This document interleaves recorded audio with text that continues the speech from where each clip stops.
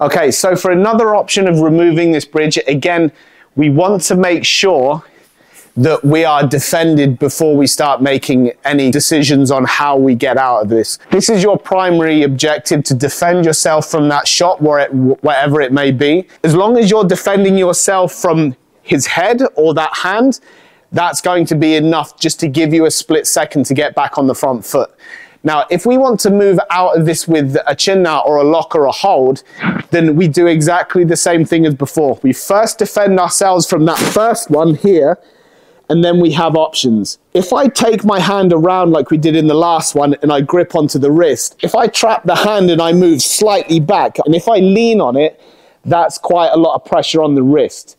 Okay, I need to keep my spare hand high in case he starts punching me, which he probably will if he starts feeling pain in that arm. But if you drop your body weight nice and quick, that's going to crunch into the wrist. Much better if he holds on, because that anchors it from both sides. Now, you obviously need to strike and get it off. You can either do that to the head or to the arm. Now, for another chin knot application that we've got from a grab, always try to keep the hand connected, because that's one less hand he can hit you with. Okay, unless he's a very, very skilled fighter, there's not a lot he can do from this position, apart from just hold you still whilst he smashes you with this one. Your other options are, you can bring your hand across and then collapse the elbow. Now, the elbow affects the whole body and drags his head forwards. Now, if he throws that punch and I block first of all, I need to act really quick, because he's going to reload that and do it again. And that's when I crunch on the elbow here. Now, from there, I've got my elbow shot to go straight into his eye socket. This is a very tight defense that you're going to have, and you're going to work from that guard. So you crunch down on the elbow, feed your own elbow straight towards his head. The nice thing about attacking the elbow is that you have two major points just in the crease, and you have heart 3, which is just behind the elbow here. Okay, so it's a very dangerous place to get struck if the person knows what they're doing. We have this as an option.